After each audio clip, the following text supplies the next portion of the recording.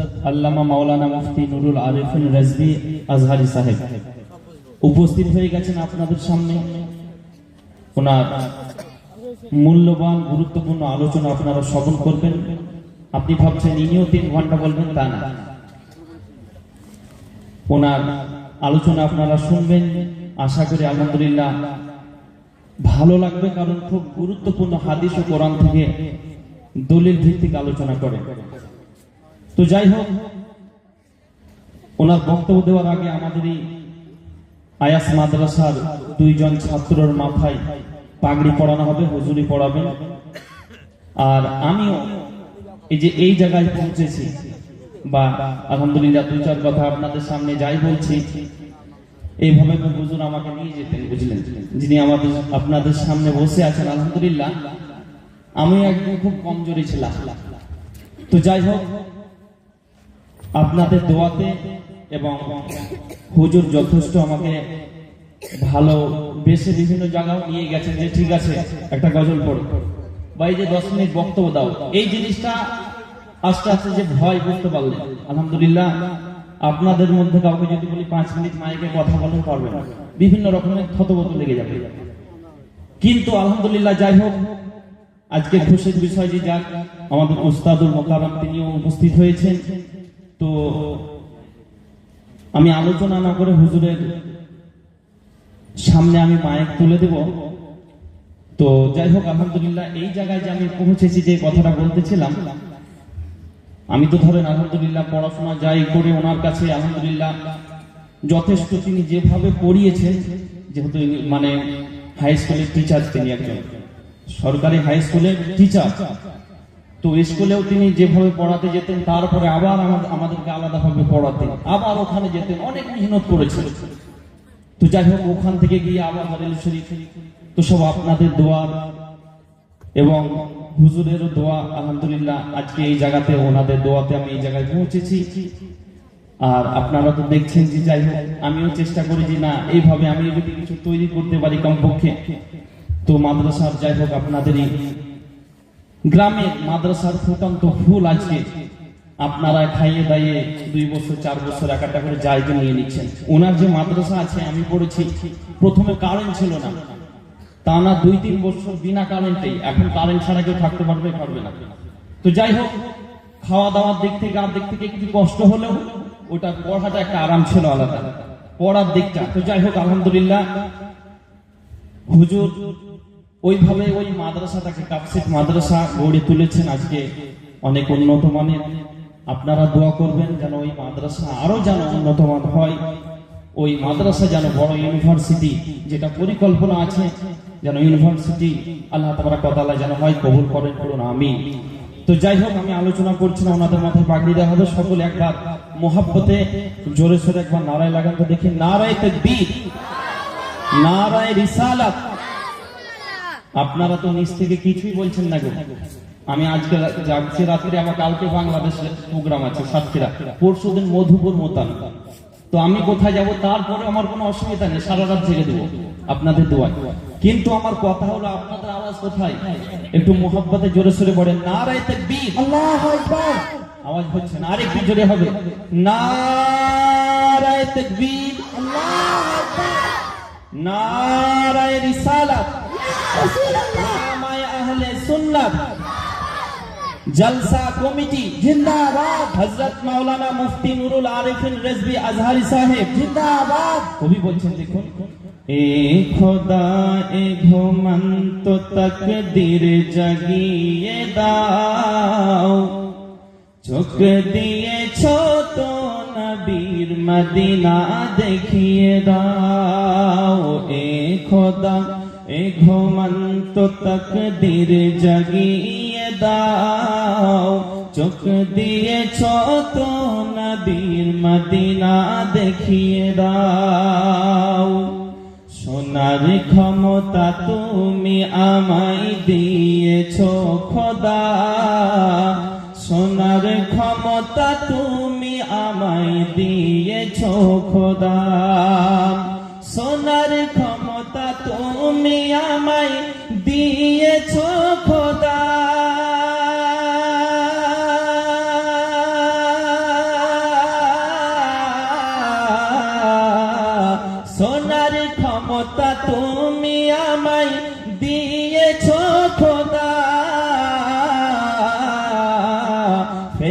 মসজিদে ফের মসজিদে নবাবিরা জান আমায় শুনিয়ে দাও চোখ দিয়েছ তো নবীর মদিনা দেখিয়ে দাও এ খোদা এ ঘুমন্ত তকদীর জাগিয়ে দাও চোখ দিয়েছ তো নবীর মদিনা দেখিয়ে দাও। আর এক ছন্দ বলবো কারণ 4-5 ছন্দ আছে, সময় আমি বেশি নেব না, তারপর ওনাদেরকে দিয়ে দেবো। মহব্বতে বলেন সুবহানাল্লাহ।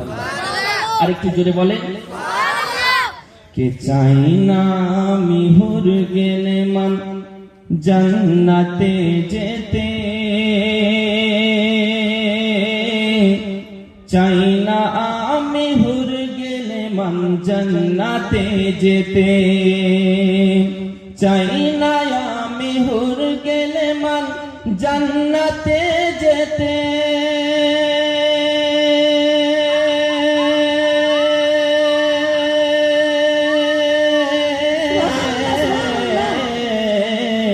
চাই না আমি হুর গেলে মান জান্নাতে যেতে,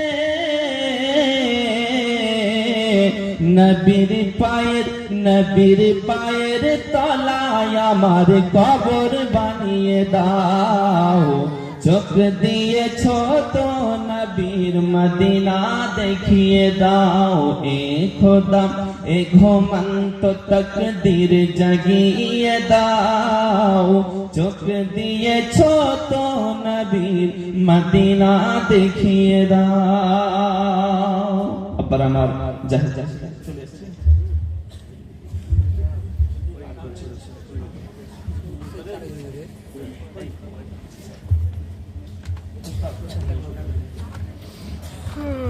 বাবারে বাবা বাইরে ধরিস আবার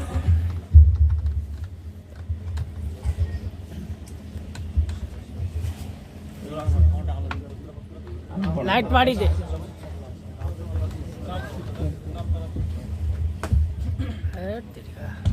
नारे तकबीर नारे तकबीर नारे रिसालत मसला के आला हजरत अल कुरानेर आलो आरो जोरे बोलो अल कुरानेर आलो अल हदीसेर आलो नारे तकबीर नारे रिसालत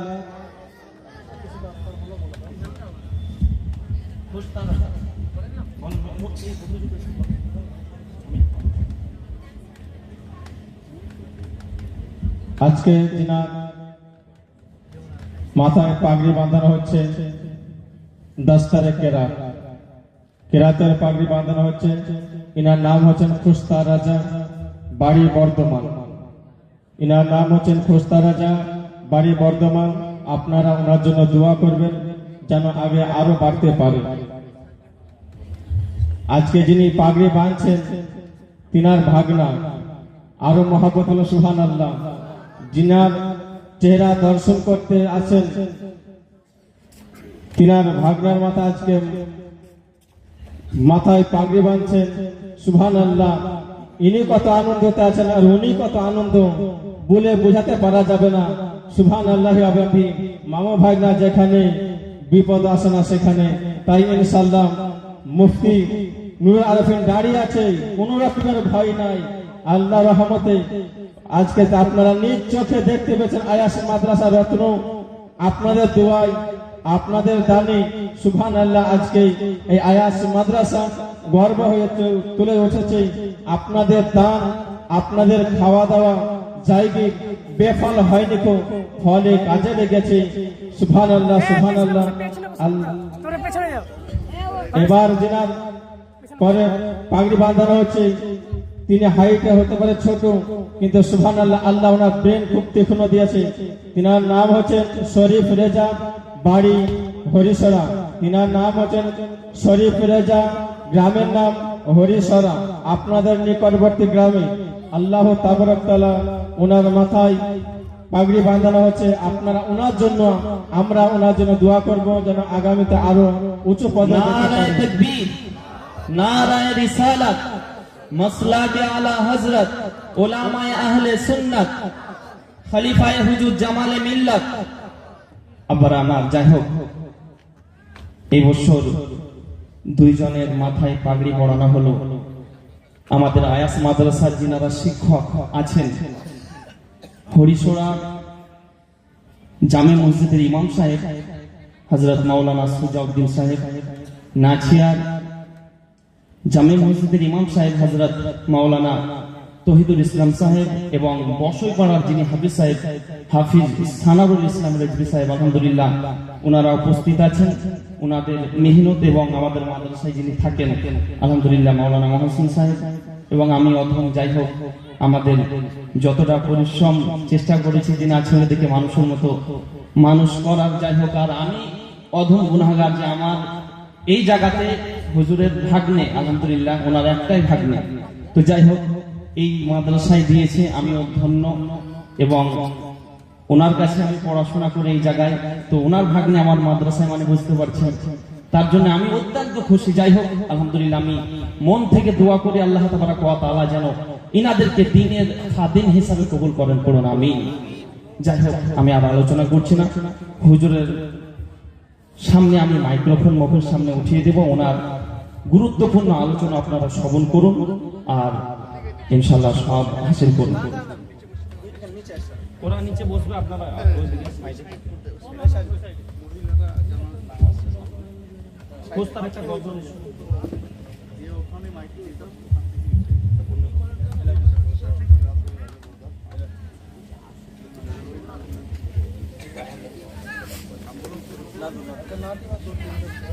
এক দুটো করে শেয়ার করে দাও।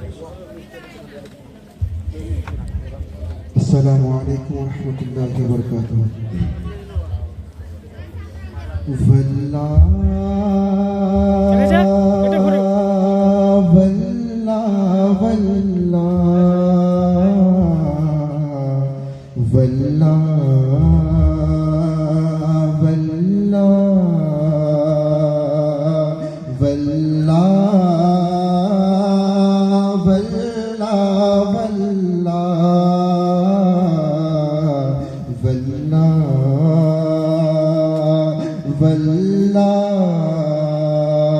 जिंदगी है नहीं है किसी के लिए,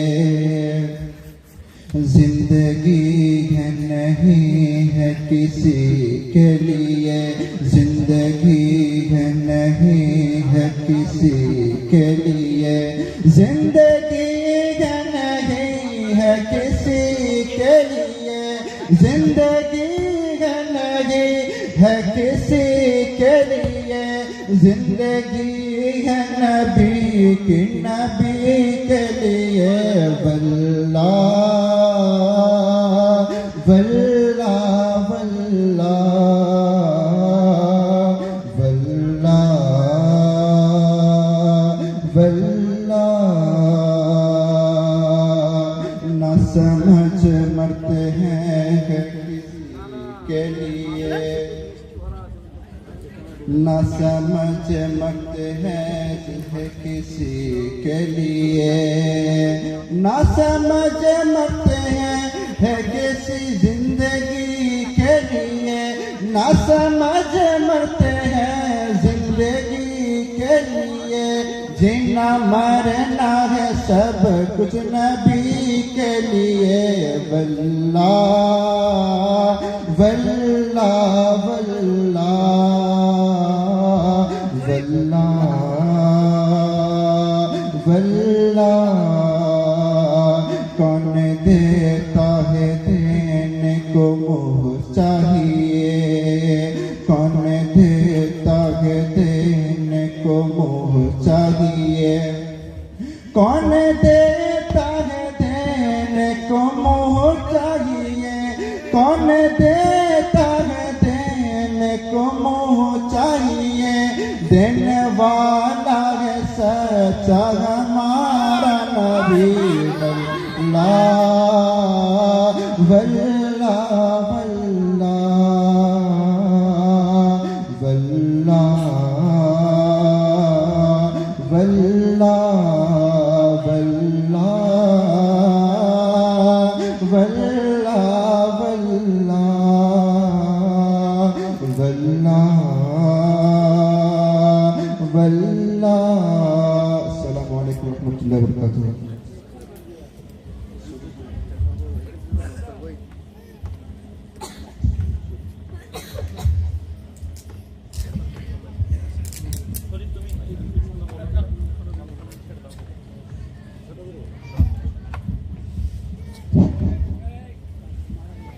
السلام عليكم ورحمة الله وبركاته.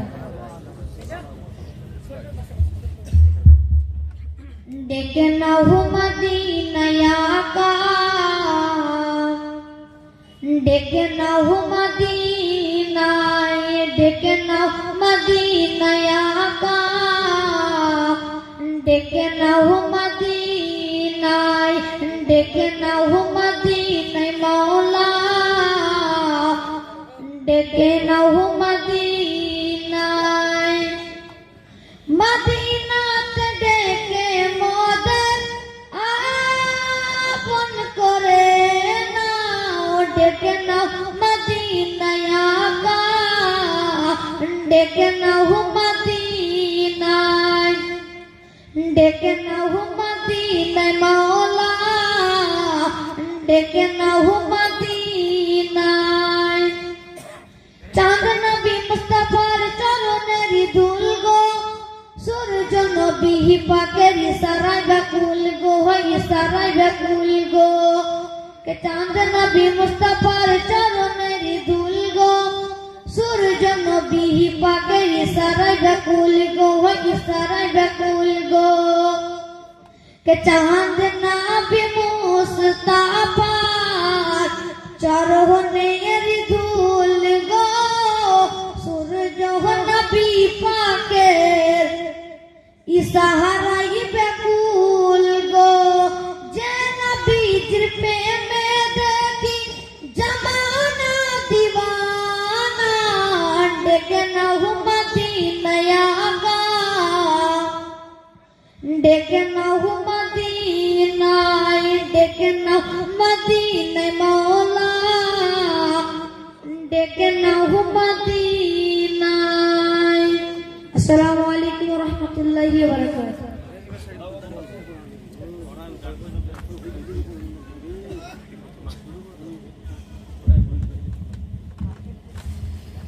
যাই হোক, এবার হুজুরের আলোচনা আরম্ভ হবে।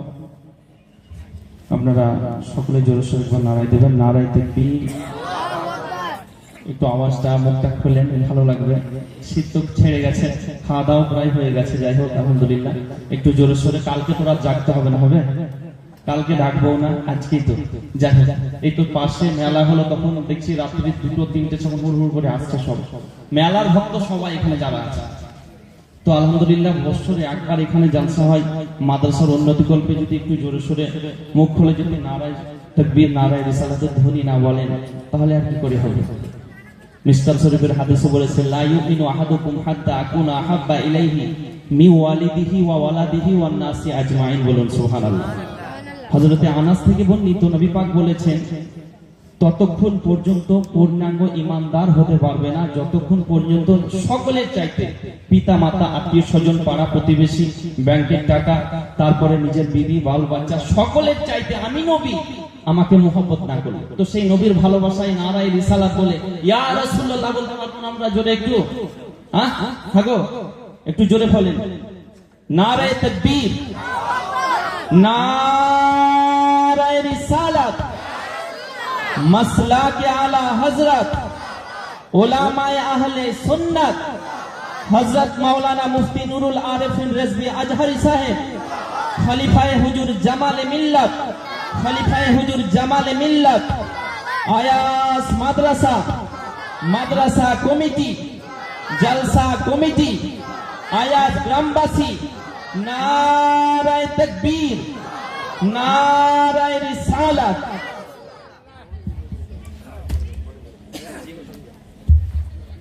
السلام عليكم ورحمة الله وبركاته. أحمدك اللهم يا مجيب كل سائل، والصلاة والسلام على من هو أفضل الوسائل، وعلى آله وأصحابه ذوي الفضائل.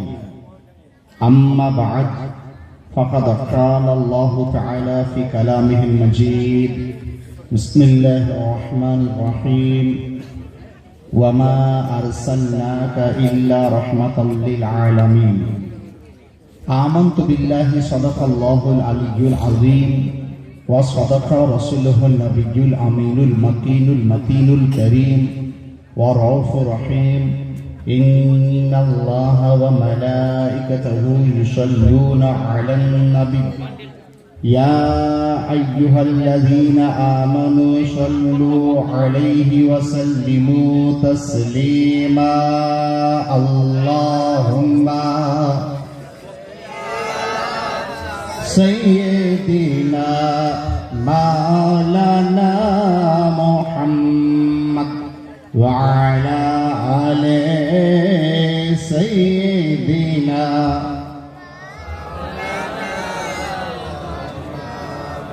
صلى الله تعالى عليه وسلم مولاي صل وسلم دائما أبدا ربي صل وسلم دائما أبدا على حبيبك خير الخلق كلهم يا أكرم الخلق مالي من ألوذ به سواك عند حلول الحادث العمم ربي صل وسلم دائما أبدا على حبيبك خير الخلق كلهم يا شفيع الورى سلام عليك يا نبي الهدى سلام عليك جئت يا مصطفى سلام عليك لك أهلي فدا سلام عليك مقصدي يا حبيبي ليس سواك أنت مقصودنا سلام عليك مطلبي حبيبي ليس سواك أنت مطلوبنا سلام عليك هذا قول غلامك العشقي منه يا مصطفى سلام عليك. Respected and honorable my audience, tonight my subject is our Holy Prophet, the character of our Holy Prophet. শ্রদ্ধেয় আজকের জলসার মনোনীত সভাপতি মহাশয়, আমন্ত্রিত ওলামায়ে কেরাম, স্টেজের উপর উপস্থিত ওলামায়ে কেরাম, তোলাবায়ে এজাম, আমার সম্মুখে উপস্থিত শ্রোতামণ্ডলী, ভাইরা, বাবারা, মায়েরা, বোনেরা, সর্বপ্রথম প্রশংসা রব্বুল আলামিনের জন্য, যিনি এক ও দ্বিতীয়, ওয়াহদাহু লা শারীক। অতঃপর কোটি কোটি দুরূদ সালাম বর্ষিত হোক, অর্পিত হোক সেই নবী ও রাসূলের উপরে, যে নবী ও রাসূলের আগমনে আমার আগমন, যে নবী ও রাসূলের আগমনে আপনাদের আগমন, যে নবী ও রাসূলের আগমনে সারা বিশ্বের সৃষ্টি জগতের আগমন, যে নবীর আগমনে আদম আলাইহিস সালাম থেকে নিয়ে ঈসা আলাইহিস সালামের আগমন, আর এই আগমনের স্টেপ বাই স্টেপ দেখার পর the greatest personality in 20th century named Ahmad Raza Khan said that Ya Rasulullah, Ya Habiballah, वो जो ना थे कुछ ना था, वो जो ना हो कुछ ना हो, जान है वो जहान की जान है तो जहान है।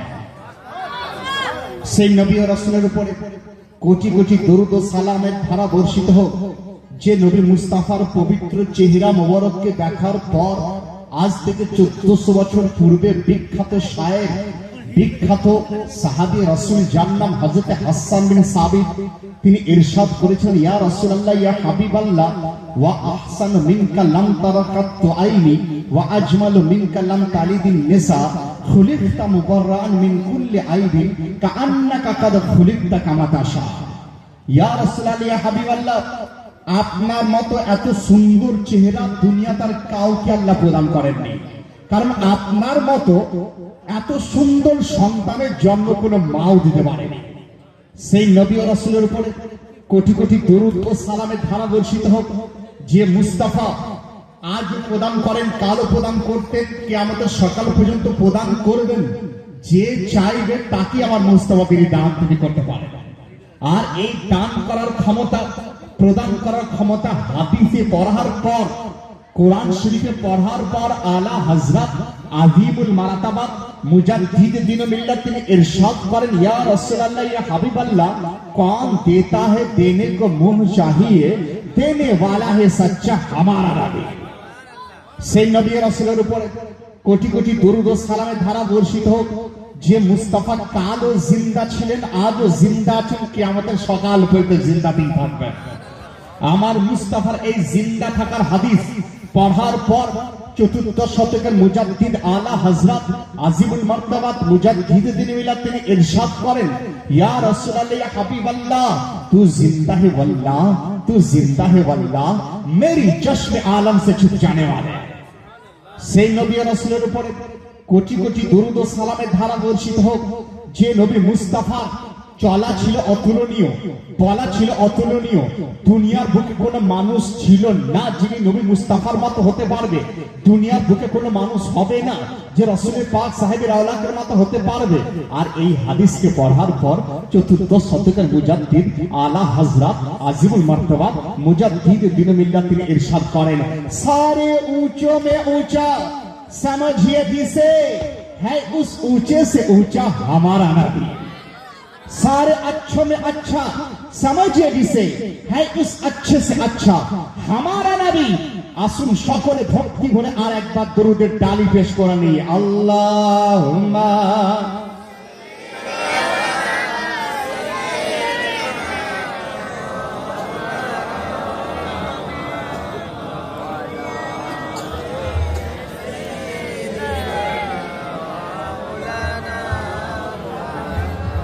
সাল্লাল্লাহু তাআলা আলাইহি সাল্লাম আমার প্রথমবার আপনাদের সামনে খেতাব এবং জলসা করা কারণ আমি জানি এই খিত্তাবাই এই সকল এলাকাতে এরা সুর ছাড়া কিছু বোঝে না সে বক্তা আনপড় জাহিল মূর্খ যদি হয় 1 ঘন্টা কানে হাত দিয়ে যদি সুর করে বলে এর মতো বড় বক্তা কিন্তু এই টেস্ট কিন্তু আপনাদের চেঞ্জ করতে হবে কারণ সারা রাত্রি যদি জলসা হয় আর একটা মাসলা যদি জানতে না পারেন আপনি জানবেন যে আপনার জলসা শোনা বেকার হয়ে গেল একটা মাসলা পাক কাকে বলে নাপাক কাকে বলে পবিত্র থাকবেন কি করে সঠিকভাবে কাপড় পরিষ্কার করবেন কি করে সঠিকভাবে নামাজ পড়ার পদ্ধতি কি ইত্যাদি ইত্যাদি যদি আপনি জানতে না পারেন আমি তো মনে করি জলসা প্রকৃত জলসা আপনি করতে পারলেন না আপনারা একটু পূর্বেই দেখলেন যে মাদ্রাসার স্টেজে থেকে দুজন ছেলেকে পাগড়ি পরিধান করা হলো একদল লোক প্রশ্ন করতে পারেন মাওলানা সাহেব এই যে ছেলেদেরকে পাগড়ি দিলেন এর উপকার কি এরা ফায়দা কি দেবে এর দ্বারা আমাদের সমাজের কাজ কি হবে আমি বললাম হ্যাঁ হ্যাঁ এই প্রশ্নটা আপনি তখন করবেন না যখন আপনার ছেলে যদি এমবিবিএস পাস করে আসে আপনি বলবেন যে তাকে পাগড়ি দেওয়া হোক না হোক সে 50-60 হাজার টাকা স্যালারি পকেটে ঢুকাতে পারে আপনার ছেলেরা যদি মাস্টারি এসএসসি পাস করে চাকরি পেয়ে যায় আপনি তখন প্রশ্ন করেন না কিন্তু এই ছেলেদের পাগড়ি পাওয়ার পর প্রশ্ন হয় কারণ প্রশ্ন করার বিভিন্ন ধরনের অ্যাঙ্গেল দিকে আপনারা প্রশ্ন করেন আজকে আপনাদের জানতে হবে যে এই সকল ছেলেরা আমাদের সমাজের কি কাজ করবে বা আমাদের এই মাদ্রাসা আমাদের সমাজকে দিয়েছে কি একটু বোঝানোর জন্য খুব সহজে আপনাদেরকে বুঝিয়ে দিই যে আমাদের সমাজে 2 প্রকার লোক রয়েছে there are 2 types of men in our society আমাদের সমাজে 2 প্রকার লোক থাকে এক প্রকার লোক যাদেরকে জেনারেল নলেজের শিক্ষিত আপনারা বলে থাকেন হাই এডুকেটেড আপনি বলে থাকেন তারা শিক্ষা শুরু করে A B C D E F G H I J K L M D তারা যখন উচ্চ শিক্ষায় শিক্ষিত হয় তারা বিএ পাস করে এমএ পাস করে পিএইচডি ডিগ্রি নেয় তারপরে তার চাকরি যখন করে মাস্টার হতে পারে ডাক্তার হতে পারে লয়ার হতে পারে ব্যারিস্টার হতে পারে বা অন্যান্য কোন আইপিএস অফিসার হতে পারে আর এই সকল ছেলেরা যারা মাদ্রাসায় পড়ে তাদের পড়া শুরু করে আলিফ বা তা সা জিম হা এই থেকে আপনারা শুরু করে তো এরা যখন পরিপূর্ণ জ্ঞান লাভ করে নেয় এরা মাওলানা হয় কারি হয় মুফতি হয় মুহাদ্দিস হয় মুফাক্কিহ হয় এইভাবে তারা হতে পারে আপনি বলেন মাওলানা সাহেব আমরা তো জানি যারা জেনারেল এডুকেটেড হয় তারা সমাজের মধ্যে চাকরি করে ডাক্তারি করে, অন্যান্য কাজে লিপ্ত থাকে, এদের উপকার কি হয়েছে? আমি বলবো শুনুন, এদের দ্বারা, এদের ওসিলাতে, আর যে জ্ঞান এরা পায় সেই জ্ঞানের ওসিলাতে আল্লাহ সারা বিশ্বকে পরিচালনা করে। মেলানোর চেষ্টা করবেন, কি করে সম্ভব? মাস্টার হলে টাকা রোজগার, কিন্তু একজন মাদ্রাসার ছাত্র, সে মাদ্রাসার এই জ্ঞান পেয়ে উপকার কি হবে? আমি বললাম কোরআনকে জিজ্ঞাসা করা হোক, হে কোরআন তুমি বলে দাও এই সকল ছেলেরা তাদের মধ্যে কি জ্ঞান থাকে? তো কোরআন উত্তর দেয়, এই সকল ছেলেরা যে জ্ঞানটা অর্জন করে সেই জ্ঞানটা কোন দুনিয়ার এই সকল মাস্টারের জ্ঞান নয়, ডাক্তারের জ্ঞান নয়, বরং মাস্টারের মাস্টার সারা বিশ্বের টিচার নবী মুস্তাফার জ্ঞানকে অর্জন করতে থাকে, নবী মুস্তাফার ইলমেরা পেয়ে থাকে। আর নবী মুস্তাফার জ্ঞান কেমন, রাসূল পাক সাহেবের আওলাদের জ্ঞানের পর্যায় কেমন? একজন বিখ্যাত বৈজ্ঞানিক যার নাম টি লামার্টিন, যার জন্ম কোথায় হয়েছিল? ফ্রান্সের প্যারিস শহরে। টি লামার্টিন সে 14 বছর আমার মুস্তাফার সুন্নাত নিয়ে একটা সুন্নাত নিয়ে গবেষণা তিনি করেছিলেন। একজন বৈজ্ঞানিক হওয়ার পর শুধুমাত্র একটি সুন্নাত গবেষণা করতে 14 বছর তার লেগে গিয়েছিল। ঢিলা মার্টিনকে জিজ্ঞাসা করা হলো, ও ঢিলা মার্টিন তুমি পেলে কি? তো ঢিলা মার্টিন উত্তর দিয়েছিল, যে সকল ভাইরা মনে করেন মাদ্রাসা কি দিয়েছে, মাদ্রাসায় কি পাওয়া যায়, তারা কান খুলে শোনার চেষ্টা করবেন, কারণ আমার বক্তব্য আপনারা বুঝতে পারুন না পারুন, আজকে এসেছি কিছু শুনিয়ে আপনাদেরকে যাব, পরবর্তীতে আমাকে ডাকবেন না আলহামদুলিল্লাহ, আর ডাকলে মাশাআল্লাহ কোনো অসুবিধা নাই, কিন্তু বোঝার চেষ্টা করুন এই মাদ্রাসা আমাদেরকে কি দিয়েছে আর আমাদের ডিউটি কি রয়েছে। তো ঢিলা মার্টিন তিনি উত্তর দিচ্ছেন, শোনো, if anyone says, যদি তোমাদেরকে কেউ বলে, কেউ যদি তোমাদেরকে বলে যে প্রশান্ত মহাসাগরের তলদেশে একটা খাত রয়েছে, যে খাতটার নাম মারিয়ানা খাত বলা হয়, মারিয়ানা খাত, যার ডিপনেস ভৌগোলিকরা বৈজ্ঞানিকরা তারা বলেছে প্রায় 11 কিলোমিটার যার ডিপনেস রয়েছে। 11 কিলোমিটার মানে প্রায় এখান থেকে রামপুরহাট পার হয়ে যাবে। সেই ডিপনেস ঢিলা মার্টিন তিনি বলেন যে ইফ এনিওয়ান সেজ, যদি তোমাদের কেউ বলে মারিয়ানা খাতের তলদেশে বালি কি পরিমাণ আছে, কাঁকড় কি পরিমাণ আছে, কাদা কি পরিমাণ আছে, সেগুলো পরিমাপ করা যেতে পারে, তো তোমরা চোখ বন্ধ করে বলবে it is possible to count, এটা সম্ভব যে ওই মারিয়ানা দ্বীপ যেটা আপনার খাত রয়েছে তার তলদেশের বালিকে গণনা করা যেতে পারে, তার তলদেশের মাটিকে গণনা করা যেতে পারে, পসিবল। কিন্তু যদি তোমাদেরকে কেউ বলে নবী মুস্তাফার জ্ঞানের পরিমাপ কত ছিল, নবী মুস্তাফার জ্ঞান কেমন ছিল, তো তোমরা বলবে ইম্পসিবল টু কাউন্ট, এটা অসম্ভব, গণনা করা কখনই সম্ভব কখনো নয়। নবী মুস্তাফার জ্ঞানকে আপনার গণনা করা সম্ভব নয়। রাসূল পাকের জ্ঞান তো জ্ঞান, রাসূল পাকের সুন্নাতকে গণনা করে শেষ করতে পারবে না। আমার মুস্তাফার 63 বছর জাহিরি জিন্দেগি, উনার সুন্নাতকে গণনা করে শেষ করা যায় না। তাই তো এই মাদ্রাসা একটা কিতাব পড়ানো হয় যার নাম উসুলুস শাসি, সেই কিতাবের মধ্যে উল্লেখ করা রয়েছে যে এইভাবে আর সুন্নাতের তারিখ দিতে গিয়ে তিনি বলছেন যে ওয়াহিয়া আকতারু মিন আদাদের রামালিয়াল হাসান, সুন্নাতের পরিমাণ হচ্ছে যে দুনিয়ার বালি কাঁকড়কে পরিমাপ করা যাবে, আমার মুস্তাফার সুন্নাতকে কাউন্টিং করা সম্ভব নয়। তাহলে বুঝুন আমার মুস্তাফার জ্ঞানের পরিমাণ কেমন ছিল। 14 শতকের মুজাদ্দিদ তিনি উত্তর দিচ্ছেন, और कोई गायब क्या तुमसे नहा हो भला जब न खुदा ही छुपा तुम पे करार दो। শোনার চেষ্টা করুন। তাহলে আমার মুস্তাফার শান শুনছেন, খুব অল্প সময় আপনাদের মেসেজ দেওয়ার চেষ্টা করছি। আমার যুবক ছেলে, যুবক ভাইরা এবং বোনেরা তারা একদম ধ্বংসের পথে, কারণ তাদের হাতে মোবাইল দেওয়া হয়েছে, মোবাইল পেয়েছে, মোবাইলের ডাটা নিয়ে সারা দিন রাত তাতে লেগে আছে। আর বিধর্মীরা এটাই চাইছে, যারা ইসলাম বিরোধী তারা চাইছে যে ডাটা ফ্রি করে দাও, মুসলমানদের ছেলেরা মেয়েরা যুবক ছেলেরা যেন মোবাইল ছাড়া কিছু বুঝতে না পারে, 24 ঘন্টা যেন তারা ফেসবুকে লেগে থাকে, 24 তারা হোয়াটসঅ্যাপে লেগে থাকে, 24 ঘন্টা ইনস্টাগ্রামে যেন তারা লেগে থাকে। আমি চিন্তা করলাম যে এর মধ্যে রাজ কি রয়েছে, রাজ কি রয়েছে। তো সঙ্গে সঙ্গে উত্তর পাওয়া গেল যে শোনো শোনো, বিধর্মীরা চাইছে, ইসলামের দুশ্মনরা চাইছে যে মুসলমানদের যুবক ছেলেরা মোবাইলে ব্যস্ত থাকবে, ইনস্টাগ্রামে ব্যস্ত থাকবে, হোয়াটসঅ্যাপে ব্যস্ত থাকবে, ফেসবুকে ব্যস্ত থাকবে, তারা যেন হযরত ফাতেমার ক্যারেক্টার জানতে না পারে, তারা যেন হযরত ইমাম হুসাইনের ক্যারেক্টার জানতে না পারে, তারা যেন হযরত বেলালের ক্যারেক্টারকে না পারে, তারা যেন খালিদ বিন ওয়ালিদের ক্যারেক্টার না পারে, তারা যেন ইমাম হুসাইনের ক্যারেক্টার না পারে। কারণ মুসলমান যুবক ছেলেরা যদি ইমাম হুসাইনের ক্যারেক্টার পড়তে শুরু করে দেয়, তাহলে কোন অন্যায়কে তারা বরদাস্ত তারা করবে না, অন্যায়ের বিরুদ্ধে ঝাঁপিয়ে পড়বে। আর অন্যায়ের বিরুদ্ধে ঝাঁপিয়ে পড়লে হবে কি, সমাজের মধ্য থেকে এই যে আপনার দুর্দশা দেখছেন, দুর্নীতি দেখছেন, মাতলামো দেখছেন, খারাপ কাজ আপনারা দেখছেন, ওই যুবক ছেলেরা ইমাম হোসাইনের ক্যারেক্টার পড়ার পর ওই সকল খারাপ কাজগুলোর বিরুদ্ধে কথা বলতে শুরু করে দেবে, ভারতের গভর্নমেন্টের বিরুদ্ধে কথা বলতে শুরু করে দেবে। যে কারণে এই ধরনের প্রয়োজন, মা বোনেদের হাতে মোবাইল দেওয়ার কারণ এটাই যে তারা যেন ওই সাহাবিয়া যিনি উহুদের মাঠে, ওই মা, যে মা ঘর থেকে দৌড়তে দৌড়তে উহুদের মাঠের দিকে যাচ্ছিল, লোকেরা জিজ্ঞাসা করলো, হে মা যাবি কোথায়, কোথায় যাচ্ছিস?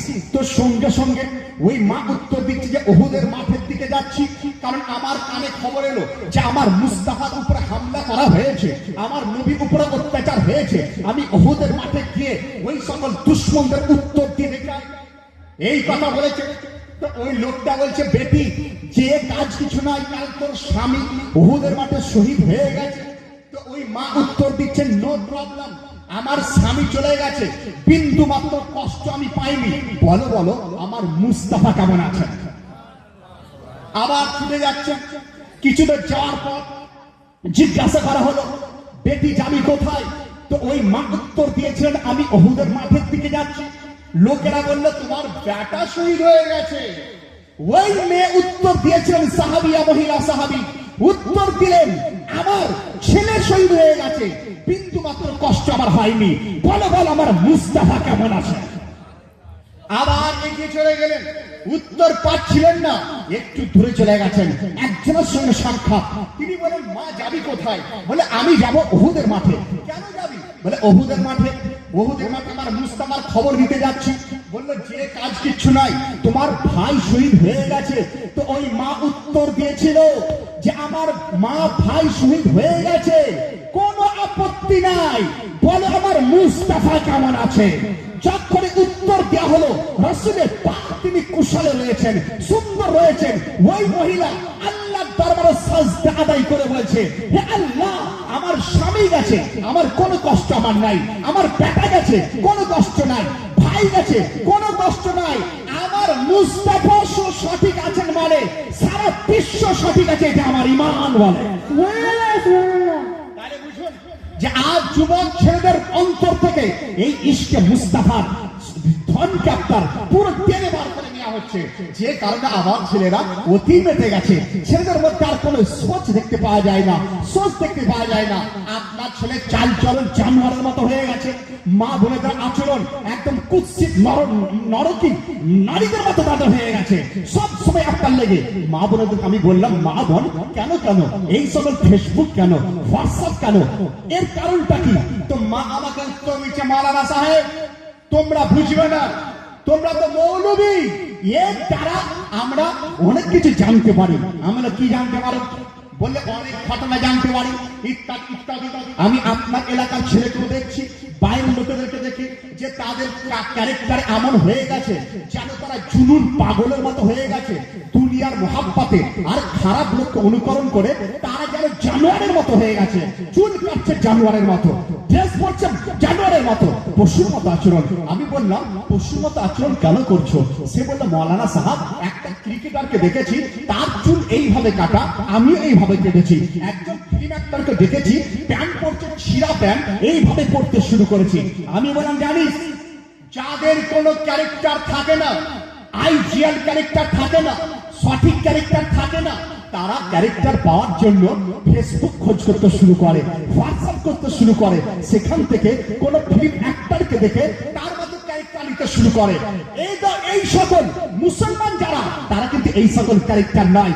কারণ যাদের কোনো উন্নত মানের মডেল নেই, উন্নত মানের অনুকরণীয় ক্যারেক্টার নেই, তারা অনুকরণ করবে ফিল্ম অ্যাক্টরকে, তারা অনুকরণ করবে একজন নাজায়েজ আওলাদকে, তারা অনুকরণ করবে কোন নরকি রমণীকে। কুরবান যান মুসলমান, আমাদের জন্য একটা ক্যারেক্টার, যে ক্যারেক্টার আইডিয়া লাইফ কোরআন উত্তর দেয়, লাকাদ কানা লাকুম ফি রাসূলিল্লাহি উসওয়াতুন হাসানা। নবী মুস্তাফার ক্যারেক্টার এমন একটা ক্যারেক্টার, উনার ক্যারেক্টারকে যদি আপনি ধরে থাকেন, দুনিয়াতেও কামিয়াব, কবরেও কামিয়াব, আখিরাতেও কামিয়াব আপনি হয়ে যাবেন। তাহলে আমার প্রয়োজন নেই হোয়াটসঅ্যাপ থেকে কোন আপনার পাগলের ক্যারেক্টারকে অনুকরণ করা, আমার প্রয়োজন নাই ফেসবুক থেকে কোন জানোয়ারকে দেখা। আমার তো মুস্তাফার ক্যারেক্টার আমার জন্য যথেষ্ট রয়েছে। চতুর্দশ শতকের আলা হযরত তিনি বলেন, উन्हें जाना उन्हें माना ना रखा गायर से काम लिल्लाही हम के दुनिया से मुसलमान गया। মা বোনেরা শোনার চেষ্টা করুন। আমি একজন পাগলকে জিজ্ঞাসা করলাম, হে পাগল, তুই ক্রিকেটারকে কেন অনুকরণ করছিস? বলছে আমি তাকে ভালোবাসি, আই লাভ হিম, আমি তাকে ভালোবাসি। আমি বললাম কি কারণে? বলে হুজুর, এখন যার চলে তাকে অনুকরণ করতে হবে। ফর্মুলা আমাকে দিল যে এখন যার চলছে, এখন যে ফেমাস, তাকেই অনুকরণ করতে হবে। আমি বললাম তোমার যদি এটাই সূত্র হয়, যার চলে তারই অনুকরণ করব, খোদার কসম চোখ বন্ধ করে মুস্তাফার অনুকরণ করতে শুরু করো। কারণ তাজুশ শরিয়া তিনি বলেন, जहां में उनकी चलती है वो दम में क्या से क्या कर दे।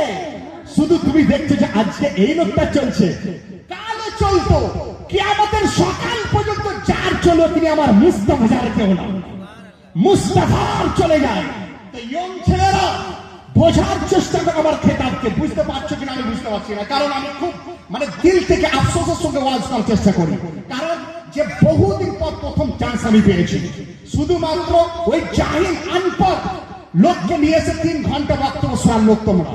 আমি সুযোগ পেয়েছি, বোঝার চেষ্টা করো, নিজের দিলকে রাসূলুল্লাহর সঙ্গে লাগানোর চেষ্টা করো, রাসূলুল্লাহর জন্য কুরবান করার চেষ্টা করো, রাসূল পাক সাহেবের আওলাদের জন্য মার মিটার চেষ্টা করো, নিসবত পয়দা করার চেষ্টা করো। রাসূল পাকের সঙ্গে নিসবত যখন যদি হয়ে যায়, রাত্রি বেলাতে তুমি ছটফট করবে, রাসূল পাক সাহেবের আওলাদকে দেখবো কি করে, রাসূল পাককে পাবো কি করে। আর একবার যদি জিয়ারত হয়ে যায়, রাসূল পাক তিনি ইরশাদ করেন, মান যে রাসূল পাককে দেখলো তার জন্য জান্নাত ওয়াজিব, তার জন্য হয়ে গেল, জান্নাত আপনি পেয়ে গেলেন। তাহলে একটা ফর্মুলা পেলেন যে আপনার ছেলেরা বলে যে আজকের দিনে যা চলবে তাকে অনুকরণ করব। তা আমি বললাম আজকের দিনে আমার মুস্তাফা ছাড়া আর কাউরি চলে না, মুস্তাফা ছাড়া কাউরি চলে না, মুস্তাফার অনুকরণ করো। আবার একজন বলছে, মাওলানা সাহেব আমি ওই ফিল্ম অ্যাক্টরকে ভালোবাসি, কারণ ওই ফিল্ম অ্যাক্টর দেখতে সুন্দর। আমি বললাম যদি তোমার এটাই মেয়ার হয়, এটাই ফর্মুলা হয়, এটাই কুররে ইমতাজ যদি হয়, তাহলে আমার মুস্তাফাকে ভালোবেসে না। কারণ মুস্তাফার মতো দেখতে সুন্দর আর দ্বিতীয় আর কেউ ছিল না, দ্বিতীয় আর কেউ নাই। আমি নাই, হযরতে হাসান বিন সাবিতকে জিজ্ঞাসা করা হলো, হে হাসান বিন সাবিত তুমি বলে দাও মুস্তাফা কেমন ছিলেন? তো তিনি বলেন, ওয়া আহসানু মিনকা লাম তারকাতু আইনি ওয়া আজমালু মিনকা লাম তালিদিন নিসা খুলিকতা মুবাররান মিন কুল্লি আইবিন কাআন্নাকা কদ খুলিকতা কামা তাশা। আমার মুস্তাফার মতো এত সুন্দর আর দ্বিতীয় আর কাউকে কেউ দেখেনি। বোঝা গেল সুন্দরের দিকে আমার মুস্তাফা অতুলনীয়, দেখতে অতুলনীয়। আপনি আবার বলেন মাওলানা সাহেব যে দেয় তাকে অনুকরণ করি, যার কাছে পাওয়া যায়। আমি বললাম পার্টির নেতার পিছন পিছন কেন ঘুরছো? তোমার জাত চলে যাচ্ছে, ধর্ম চলে যাচ্ছে। আপনি বলছেন সেখান থেকে পাওয়া যায়, সেখান থেকে আমরা মাল পাই। আমি বললাম যদি এটাই তোমার ফর্মুলা হয়, যার কাছ থেকে পাই তারই গুণগান করব। চোখ বন্ধ করে আবার মুস্তাফার গুণগান করতে শুরু করে দাও। কারণ একমাত্র যদি দেন আবার মুস্তাফা দিয়ে থাকেন, कौन देता है देने को मुंह चाहिए, देने वाला है सच्चा हमारा नबी। আপনার এলাকায় কিছু মানুষ রয়েছে তারা রাসূলের সাথে বেয়াদবি করতে শুরু করেছে, তারা মুসলমান নয়, নামধারী মুসলমান। আমি তো জানি রাসূলের সাথে বেয়াদব যারা একটা পশু বেয়াদবি করে না, কিন্তু দু পা চলনেওয়ালা তারা বেয়াদবি করতে শুরু করেছে, রাসূল পাকের সাথে ভুগতে শুরু করেছে, হুজুর পাকের সাথে বেয়াদবি করতে শুরু করেছে। আর রাসূলের সাথে যারা বেয়াদবি করে তাদের শাস্তি দুনিয়াতে শাস্তি তো পাবে, কবরে যাওয়ার পর পাক্কা জাহান্নামে তারা চলে যাবে। রাসূল পাক সাল্লাল্লাহু আলাইহি ওয়াসাল্লামের মুহাব্বত দিনের মধ্যে যে থাকে তার উপকার কি, তার কয়েকটা ঘটনা বলে আমি একদম আপডেট মেসেজে চলে যাব। আর একবার ভক্তি বলে দরুদ শরীফ পেশ করেন, আল্লাহুম্মা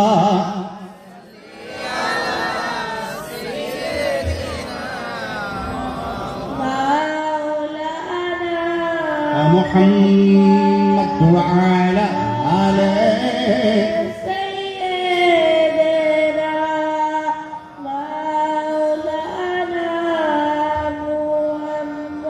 صلوا على محمد صلوا على محمد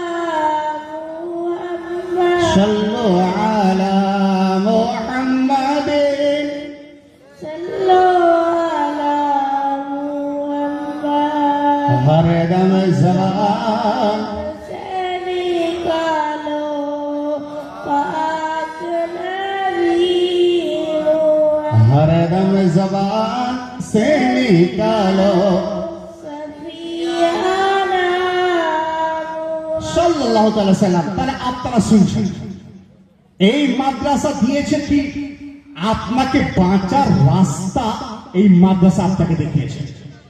আপনি বলেন মাস্টার আমি অসম্ভব, মাস্টার তো নিজেই জানে না কোনটা বাঁচার রাস্তা, সে তো পেচ্ছাপ করে দাঁড়িয়ে দাঁড়িয়ে, সে আর কি আপনাকে রাস্তা দেখাবে।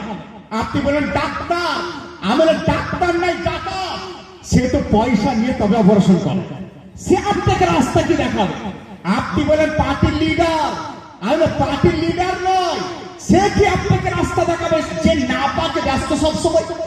সঠিক যদি জীবনের রাস্তা, বাঁচার রাস্তা এই মাদ্রাসা আপনাদেরকে দেখিয়েছে। হ্যাঁ হ্যাঁ, এই মাদ্রাসা আপনাকে বলে দেয় যে কোনটা হালাল কোনটা হারাম, সেই 5 পিস করার সঠিক তরিকা আপনি কোথাও জানতে পারেন না, সেই রাস্তা কত মাদ্রাসা আমাদেরকে দেখিয়ে দেয়। উদাহরণ আপনাদেরকে দিয়ে যায়, দেখুন আপনি মারা সাহেব আপনি ডাক্তারের কথা বললেন, মাস্টারের কথা বললেন, ডাক্তার মাস্টারের চেয়েও কি এরা জ্ঞানী? আমি বললাম খোদার কসম মাস্টারের চেয়েও জ্ঞানী, ডাক্তার থেকেও জ্ঞানী আমার নয়। রাসূল পাকের দরবারে জিজ্ঞাসা করা হলো, ইয়া রাসূলুল্লাহ ইয়া হাবিবাল্লাহ, মানুষের মধ্যে সবচেয়ে জ্ঞানী কারা, সবচেয়ে শিক্ষিত কারা, সবচেয়ে ভালো কারা? তো আমার মুস্তাফা উত্তর দিয়েছিলেন, মান তাআল্লামাল কুরআন ওয়া আল্লামাহ, যারা কোরআন শিখে এবং কোরআন শিক্ষা দেয় তারাই হচ্ছে সমাজের মধ্যে সর্বশ্রেষ্ঠ ব্যক্তিত্ব। সুবহানাল্লাহ। বোঝা গেল মাস্টার ফেলিও ডাক্তার ফেলিও, এই আলিমে দ্বীন যারা আপনাকে কোরআনের শিক্ষা দান করে তারাই সর্বশ্রেষ্ঠ ব্যক্তিত্ব। আলহামদুলিল্লাহ, দেখুন প্রত্যেকটা জ্ঞান কোরআন আমাদেরকে দিয়েছে। আলা হযরত আজমুল মাকতাবাত মুজাদ্দিদুদ্দিন মিলাদ তিনি বলেন কম বেশি 60,000 জ্ঞান একটি আয়াত থেকে পাওয়া যেতে পারে, 60,000 বিদ্যা একটি আয়াতের মধ্যে পাওয়া যেতে পারে।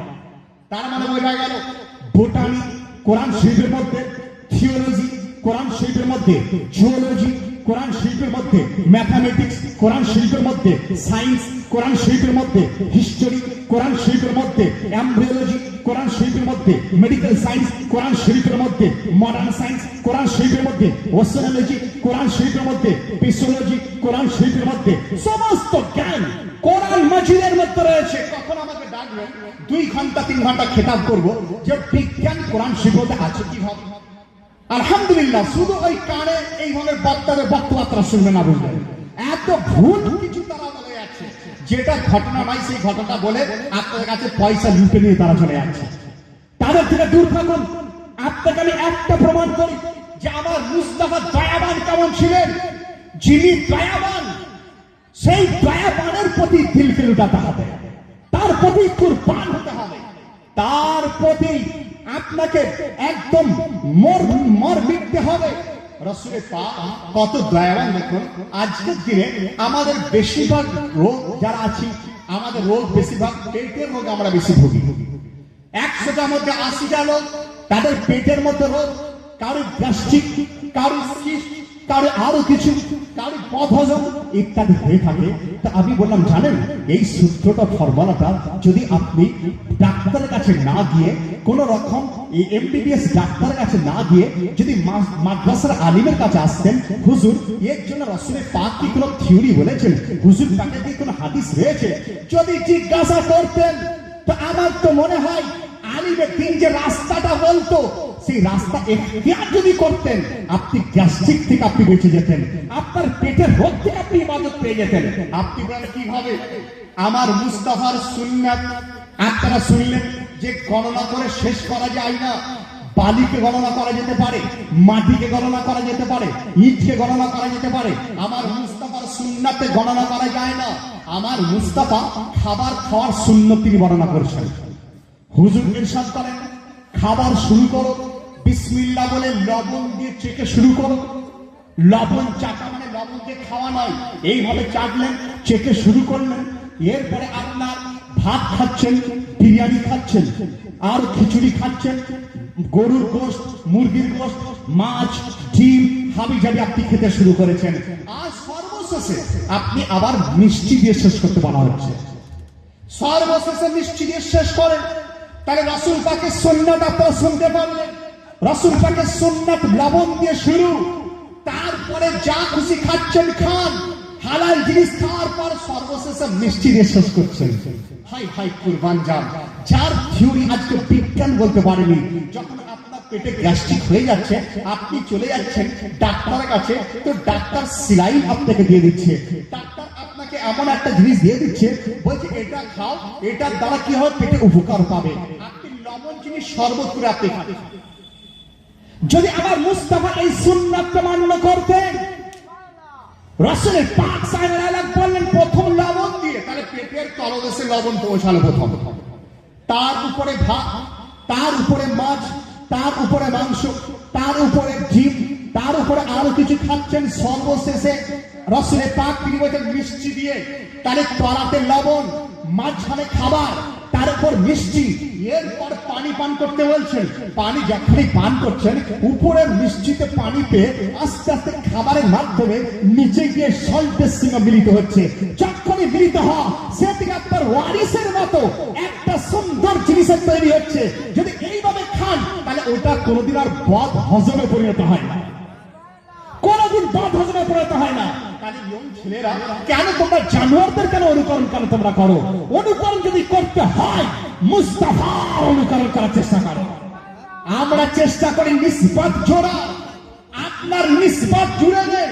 আর যদি নিসবত জুড়তে পারো, তার ফায়দা কি জানো? তার ফায়দা জিজ্ঞাসা করা হলো হযরত খালিদ বিন ওয়ালিদকে জিজ্ঞাসা করা হয়েছিল, হে খালিদ বিন ওয়ালিদ, আপনার নামে রেকর্ড আছে যে আপনি 125টা জঙ্গের ময়দানে চলে গিয়েছিলেন। 125টা, একটা দুটো নয়, 125টা যুদ্ধের ময়দানে খালিদ বিন ওয়ালিদ তিনি শরীক হয়েছিলেন। খোদার কসম, কোন ময়দান থেকে তিনি পালিয়েও আসেননি, আর কোন ময়দান থেকে তিনি পরাজিত হননি। সমস্ত যুদ্ধের ময়দানে তিনি সাকসেসফুল হয়েছিলেন। যুবক ছেলেরা শোনো, 125টি ময়দান, মা বোনেরা শোনার চেষ্টা করেন। আপনারা ভাববেন না যে শুধুমাত্র ছেলেদের উদ্দেশ্যে। খালিদ বিন ওয়ালিদ তিনি বলেন যে আমি যুদ্ধ করতাম, আমার হাতে যে তলোয়ার থাকতো, সেই তলোয়ারের ওয়েট ছিল 35 কিলো ওজনের। কত ওজনের? 35 কিলো। আজকে আপনার ছেলেরা 35 কিলো চাটতে পারবে? চাটতে পারবে 35 কিলো? না না, কারণ ওই ফেসবুকে তার পুরো অ্যাকশনকে শেষ করে দিয়েছে, তার মধ্যে কিচ্ছু একটা রাখেনি, হোয়াটসঅ্যাপ তাকে শেষ করে দিয়েছে। তো খালিদ বিন ওয়ালিদ তিনি বলেন 35 কিলো তলোয়ার, আর আমি যে ঢালটা বাম হাতে নিতাম, ওই ঢালের ওজন ছিল 40 কিলো। 75 কিলো ঢাল তলোয়ার নিয়ে তিনি যুদ্ধ করতেন। লোকেরা বলতো আপনি খুবই শক্তিমান, খুবই শক্তিশালী। তো খালিদ বিন ওয়ালিদ বলতেন না না না, আমি শক্তিশালী নয়, আমি তো পাতলা দুবলা লোক। তাহলে আপনি এত ভার তুলেন কি করে? মা বোনেরাও শুনুন, ভাই ভাইয়ের বাবারাও শুনুন। খালিদ বিন ওয়ালিদ উত্তর দিয়েছিলেন যে আর কিচ্ছু নয়, প্রিয় নবীর সঙ্গে আমার নিসবত ছিল, সম্পর্ক ছিল, মহাব্বত ছিল। প্রিয় নবীর মহাব্বত আমার দিলেতে থাকার কারণে আমি কোন ময়দানে ভয় করতাম না। বলে কেমন নিসবত, কেমন সম্পর্ক, কেমন সম্পর্ক ছিল, রিলেশন ছিল। খালিদ বিন ওয়ালিদ তিনি বলেন যে মুস্তাফা সাল্লাল্লাহু আলাইহি সাল্লামের 3টি চুল শরীফ আমার কাছে ছিল। চুল মুবারক কয়টি ছিল? 3টি ছিল। কয়টি ছিল? 3টি চুল মুবারক। ওই চুল মুবারক আমি টুপির উপরে পাগড়ির মধ্যে বাঁধিয়ে নিতাম, বেঁধে দিতাম, সেলাই করতাম এবং যে কোনো যুদ্ধের ময়দানে যাওয়ার পূর্বে আল্লাহর দরবারে দোয়া করতাম, আল্লাহ তোমার হাবিবের চুলের ওসিলাতে আমাকে এখান থেকে আমাকে জয় লাভ তুমি করিয়ে দাও। যখন এই দোয়া করতাম প্রত্যেক মাঠে আমি জয় আমি করতাম। বোঝা গেল শক্তি দ্বারা নয়, মুস্তাফার নিসবতের দ্বারা তিনি জয়লাভ তিনি করতেন। আজও যদি ছেলেরা বাবারা যদি আপনারা চান দুনিয়াতে কামিয়াব হতে, তাহলে আর কিচ্ছু নয়, নবী মুস্তাফার সঙ্গে সম্পর্ক আপনি জুড়ে দেন। ফেসবুক হোয়াটসঅ্যাপের দ্বারা আপনারা করতে যাবেন না, প্রিয় নবীকে দিল থেকে মারার চেষ্টা করুন। আপনার দুনিয়াও সাকসেস, আখিরাতেও সাকসেস। যখন কিয়ামতের দিনে আপনার বাপ সাথ দেবে না, মা সাথ দেবে না, ভাই সাথ দেবে না, তখন আপনার সাথ কেউ দেবে না। কিন্তু কিয়ামতের মাঠে আপনারা শুনেছেন যে 7 হাত দূরে সূর্য চলে আসে। কোথাও বলা হয়েছে 1.5 মাইল দূরে সূর্য, মাথার মগজ ফুটতে শুরু হবে, টক টক করে শুনতে শুরু হবে, তখন কেউ আসবে না। ভাইরা সেই সময় যারা আশিক রসুল দুনিয়ার বুকে রসুলের পাক সাহেবের রওলাকে যারা দিল থেকে মেনেছিল, অন্তর থেকে জেনেছিল, রসুল পাকের প্রেমে মেটার চেষ্টা করেছিল, তাদের মাথার উপরে হঠাৎ একটা শীতলতা ভাব চলে আসে। সূর্য আছে 7 হাত দূরে, কিন্তু তাদের মধ্যে একটা শীতলতা ভাব, যেন মাথার উপর কোন সামিয়ানা টাঙিয়ে নেওয়া হয়েছে। প্রশ্ন হবে যে কারণটা কি?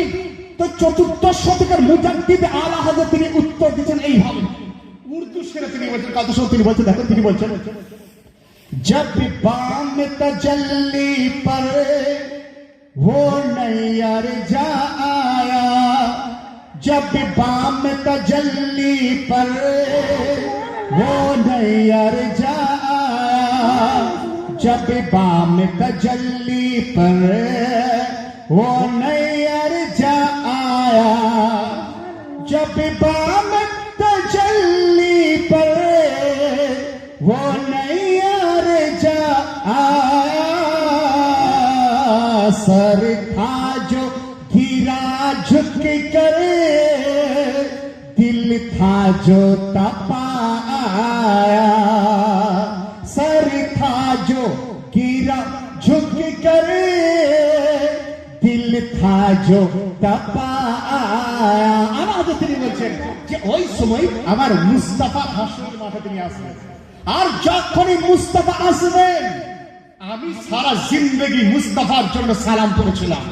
রাসূল পাকের প্রেম দিলেতে ছিল, তো বলা হচ্ছে সর থাজো গিরা ঝুঁককর, ওই সকল মানুষের মাথা রাসূলুল্লাহ তাজিমের জন্য ঝুঁকতে শুরু হবে, আর ওই সকল দিল তাদের ঝুঁকতে শুরু হবে, রাসূল পাকের প্রেমে তারা ঝুঁকে পড়বে, তাদের মাথার উপরে সামিয়ানা একদম শীতল তাদের হয়ে যাবে। যে যার দ্বারা কিয়ামতে কাজে আসবে তাকেই তো ভালোবাসতে হবে।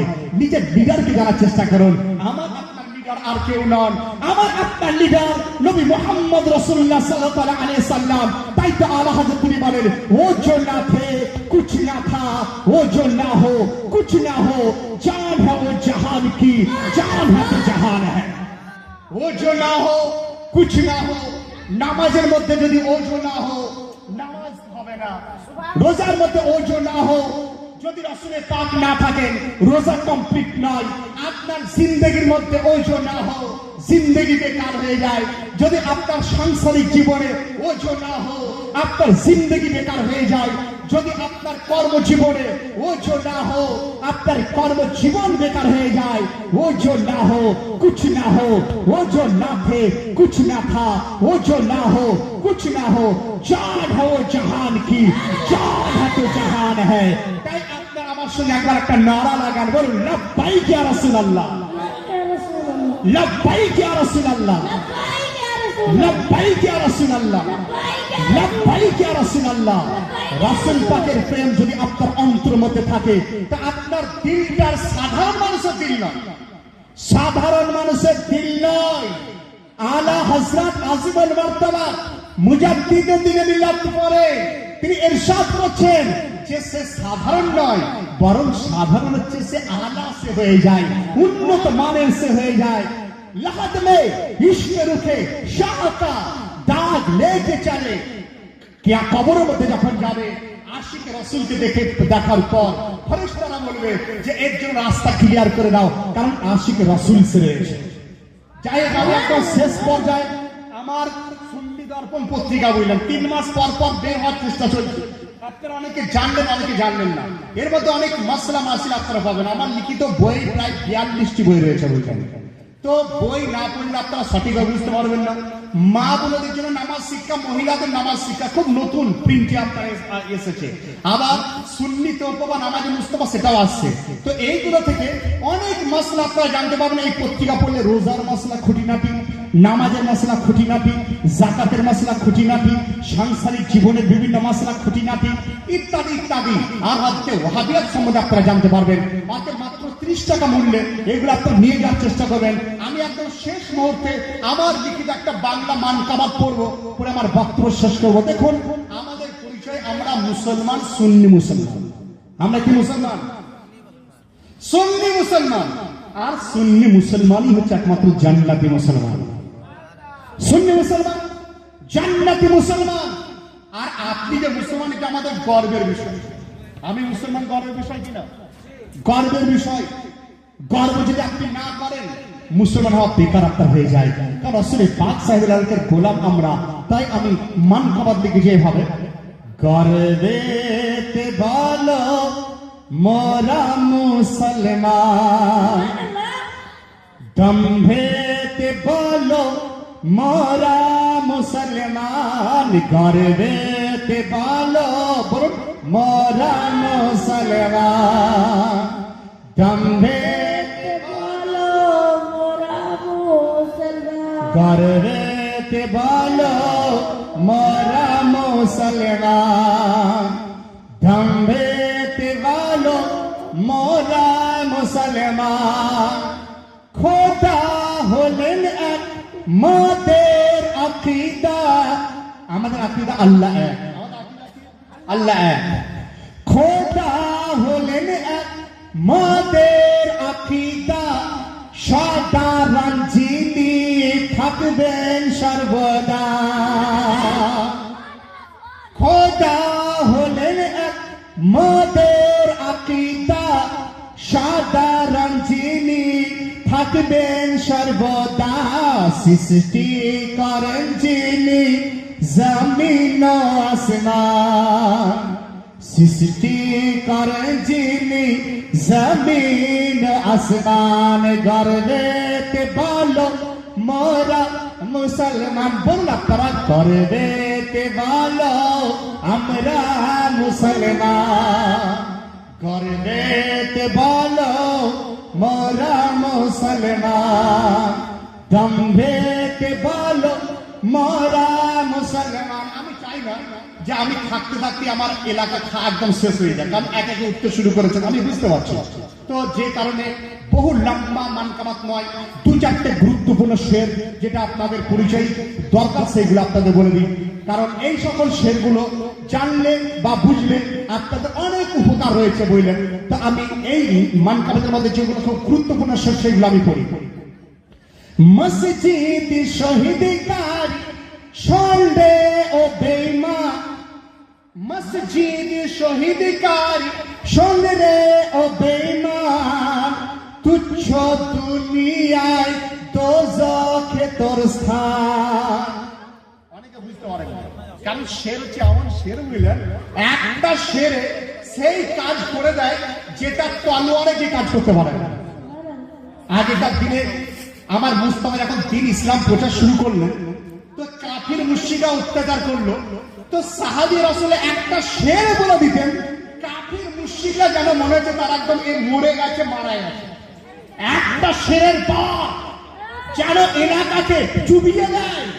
কয়েকদিন পূর্বে আমার সঙ্গে পড়তে, বুঝলেন, জামে আজহারে সেই একজন বিখ্যাত আলিম, তাকে একটা শের সে বলেছিল বলে তাকে পুলিশে আজও জেলের মধ্যে রেখে দিল। शेर ছিল कुछ देर की खामोशी फिर शोर आएगा, कुछ देर की खामोशी फिर शोर आएगा, आज कुत्तों का वक्त है कल हमारा दौर आएगा। এখানে কুত্তটা না বলে যদি জালিম বলতো আমার মনে হয় আরো সুন্দর হতো, কারণ কুত্তাও অফাদার হয়। তো যাই হোক, ওই শের বলার কারণে বললেন গুজরাটের পুলিশ তাকে অ্যাটাক করে একদম জেলের মধ্যে রেখে দিয়েছে। তো শের হচ্ছে এমন একটা জিনিস যে তলোয়ার যে কাজ করতে পারে না, শেরের দ্বারা কাজ করে দেয়। আলা হযরত তিনি উত্তর দিয়েছিলেন যে শোনো শোনো, খাক হো যায় আদু চলকর মগর হাম তো রাজা দম মে জব তক দম है जिक्र उनका सुनाते जाए। আলা হযরত কি বলেছিলেন যে আমার যতক্ষণ পর্যন্ত একটা নিঃশ্বাস থাকবে, যদি আমাকে জিজ্ঞাসা করা হয় কি চাও, তো আমি বলবো আর কিচ্ছু নয়, নবী মুস্তাফার প্যার চাই, রাসূল পাকের জিয়ারত করতে চাই। একজন সাহাবী, যে সাহাবীর নাম যায়েদ, সেই সাহাবীকে কাফেররা যখন শহীদ করছিল, কত মানে যখন জবাহ করছিল, তো হযরত যায়েদকে জিজ্ঞাসা করলো, তারা কি বলল, হে যায়েদ আইয়াকুনা রাসূলুল্লাহি মাকানা, যদি তোমার জায়গাতে নবী মুস্তাফা হতেন তাহলে তোমার কি ধারণা? তো যায়েদ বলছো তুমি তলোয়ারের কথা বলছো, শোনো আমরা তো এটাও বরদাস্ত করি না, আমার মুস্তাফার কদম শরীফে যদি একটা কাঁটা ঢুকে যায়, সেই ঢুকাটা আমরা বরদাস্ত করি না, তো তলোয়ার বরদাস্ত করবো কি করে? আমার জান দেব, আমার মুস্তাফার ইজ্জতে কোন রকম আঁচ আমরা লাগতে দেব না, রাসূল পাকের ইজ্জতে আঁচ লাগতে দেব না। আর এই কথাই হযরত খাব্বাব তিনি বলেছিলেন। হযরত খাব্বাবকে যখন উহুদের আপনার বদরের মাঠে যখন রাতে শহীদ করা হচ্ছিল, তো হযরত খাব্বাবকে সুফিয়ান, আর তিনি তখন হযরত সুফিয়ান, আবু সুফিয়ান তিনি ইসলাম নিয়ে আসেননি, তিনি জিজ্ঞাসা করলেন, হে খাব্বাব বলো, হে খাব্বাব তুমি বলো, যদি তোমার জায়গায় এই মুহূর্তে যদি মুস্তাফা হতো তো তুমি কি বলতে? তো হযরত খাব্বাব তিনি উত্তর দিয়েছিলেন, আরে মুস্তাফার কথা বলছে, তলোয়ারের কথা বলছো, আমরা তো এটা বরদাস্ত করি না, এটা কখনোই বরদাস্ত করি না যে আমার মুস্তাফার পায়ে একটা কাঁটা ঢুকে থাকে, এটা বরদাস্ত করি না। হযরত সাদ বিন রাবি তিনি বলেছিলেন, যখন তাকে জিজ্ঞাসা করা হয়েছিল, যখন বলা হয়েছিল আতহিব্বু আন্না মুহাম্মাদান আলাম ইনদানা মাকানা, তোমার জায়গায় যদি মুস্তাফা হতো তাহলে তুমি কি করতে? তো সঙ্গে সঙ্গে তিনি উত্তর দিয়েছিলেন, শোনো আমার একটা নিঃশ্বাস যদি বাকি থাকে, আর যদি বলা হয় যে এর দ্বারা তুমি কি করতে চাও, তো আমি বলবো আমার মুস্তাফার ইজ্জতের পাহাড় আমরা দিতে চাই। তো মুস্তাফার শান, এত শান দেখুন মা বোনেরা, যে রাসূল পাকের সামনে কেউ যদি বেয়াদবি করে তাকে বরদাস্ত করা যায় না। আপনার বাবাকে গালিগালাজ করলে আপনি তাকে মাফ করে দেন, আর তাকে সাজা দেন আপনার ব্যাপার। আপনার মা সম্বন্ধে কেউ যদি কথা বলে চাহে মাফ করে দেন, কিন্তু এটা কখনোই বরদাস্ত করা যাবে না। রাসূল পাকের সামনে যদি কেউ গুস্তাখি করে তাকে কখনোই বরদাস্ত করা যায় না। তাই তো আপনার বিখ্যাত শায়ের, একজন পাকিস্তানের শায়ের डॉक्टर इकबाल তিনি বলেছিলেন কি, मोहम्मद से औफा तूने तो हम तेरे हैं, ये जहां चीज है क्या लौह कलम तेरे हैं। আসুন আমি দেখে নিই, মনে হচ্ছে কিছু প্রশ্ন রেখেছে, যে মুফতি সাহেব এসছে একটা প্রশ্ন করে নিই। আপনারা উচিত ছিল কিছু প্রশ্ন করা, যদি প্রশ্নের মধ্যে কোনো সমস্যা থাকে ওইগুলো আপনাদের কাছে দেবো না। দেখুন এখানে অনেক প্রশ্ন করেছেন ভাই, যারা এতগুলো প্রশ্ন করেছেন নয়, দেখি একটা প্রশ্ন করে দেখি। আসসালামু আলাইকুম, আমরা বেশিরভাগ জানি জান্নাত 7টি আছে, জান্নাতের মতো কি 7টি জাহান্নাম আছে? আপনারা বেশিরভাগ 7টি যে জানছেন ভুল জানছেন, জান্নাত হচ্ছে 8টি জান্নাত। জান্নাত কয়টি? 8টি, আর জাহান্নাম হচ্ছে 7টি। সবচেয়ে ভয়ানক জাহান্নাম কোনটি? সবচেয়ে ভয়ানক জাহান্নামটাকে হাবিয়া বলা হয়। আল্লাহ রাব্বুল আলামিন কোরআন শরীফের মধ্যে একটা সূরা যার মধ্যে আল্লাহ ইরশাদ করেছেন আল কারিয়াত মাল কারিয়াহ ওয়া মা আদরাকা মাল কারিয়াহ ইয়াওমা ইয়াকুনুন নাসু কাল ফারাশিল মাবসুস ওয়া তাকুনুল জিবালু কাল ইহলিল মানফুশ فأما من ثقلت موازينه فهو في عيشة راضية وأما من خفت موازينه فأمه هاوية وما هي نار حامية এই সূরার মধ্যে বলা হয়েছে যে সবচেয়ে ভয়ানক জাহান্নাম যেটা তাকে হাবিয়া বলা হয়। দেখুন আযাব আপনার ভাবছেন দুনিয়াতে এইভাবে আপনি চলে যাচ্ছেন, কিন্তু জানেন জাহান্নামের একটি পানির কত পাওয়ার, গরম পানি যদি একটু পড়ে যায় এই চামড়া পুরো খোসা একদম শরীর থেকে হয়ে চলে যায়।